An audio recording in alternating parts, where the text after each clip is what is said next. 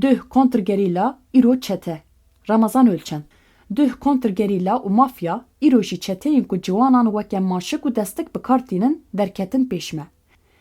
Navê wan, şekil û cismê wan biguhere jî hêzên li derveyî normê bi dehê salan e bi heman armancê kar dikin. Dixwazin civakê birizînin, qirêj bikin, ji hev de bixin û pûç bikin. Ji bo fêmkirina van sazûmaniyên qirêjî belkê divê em biçin heta destpêka dîrokê. Lê divê gotarê de em ê bala xwe bidin ser dayreya şerê taybet ku bi talîmnameya 3115 FM a Amerîkayê li Tirkiyeyê hat avakirin. Li Tirkiyeyê hema bêje bi heman kodê lê bi navê talîmnameya Sahrayê weke belgeyeke ve şarê ji bo şerê xeyrî nizamî weke pirtûkeke pîroz hat dîtin û pratîk kirin. Dayreya şerê taybet a bi vê talîmnameyê hat avakirin li Kurdistan û Tirkiyeyê li dijî gel û civakê şerekê qirêj meşand û hîn jî dimeşîne. Taborên komando di salên hefteyê de li Kurdistanê celadî dikirin. Jî tema ku di salên notî de Kurdistan veguherand newala qesaba. Hizbul Kontra ku destê wan îtdarî bû û bi qesasê bi hezaran welat parêzî hemû ji aliyê vê daireyî ve hat birêvebirin. Di nav vê sazûmaniya qirêj de timî leşker, îstixbarat, siyasetê bi koordînasyon kar kir. Ji bo her serdemê amûr û alavên wan cuda bûn. Lê belkê çekên wan ên ji guleyan dijwartir, hişbir û fuhuş û pêre jî pereyê reş bû. Bi vî awayî civak rasterast hat hedefgirtin. Rêber Apo di parêznameyên xwe de van hêzan weke aparatên Gladioya NATOyê binav kir.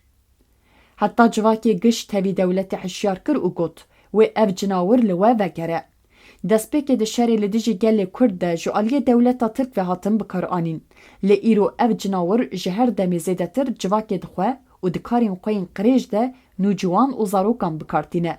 Ji ber wê êrişên li navçeya Riha Siwerek û Mereşê di esasê xwe de neynika vê pergala qirêj ra dixeber çavan.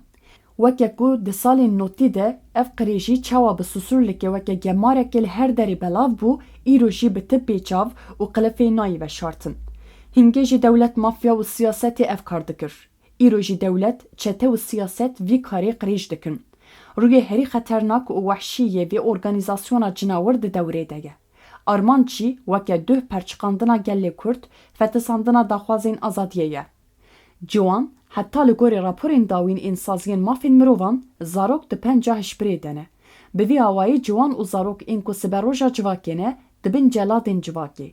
Li tax û gundan ev zarok û ciwan bi komîkên çete û mafyatîk bêhînê li civaka xwe li xwe diçikînin. Esnaf, ketkar, jin, zarok dibin hedefa êrişên wan. Herçî kî li mafê xwe dipirse, dewleta li derveyî normê van amûrên qirêj dixe dewrê. Di van demên dawîn de bi taybetî li bajarên Bakurê Kurdistanê berbelavbûna hişbirê û komkirina xeracê bi van sazûmaniyên qirêj vegirê dayiye. Esker û polîs jî di nav vî karê qirêj de ne. Bi mertalekê tên parastin.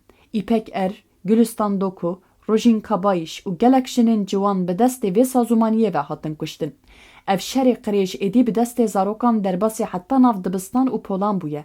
Li Rihayê, li lîseyekî û li Mereşê li dibistaneke navîn êrişbêk hatin.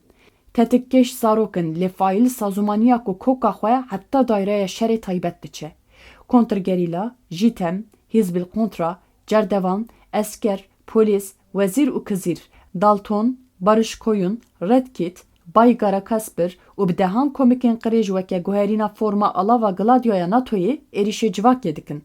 Çareya li dijî vê qirêjiyê di esasê xwe de di banga 27 Sibatê ya Rêber Apo de heye, civaka demokratîk.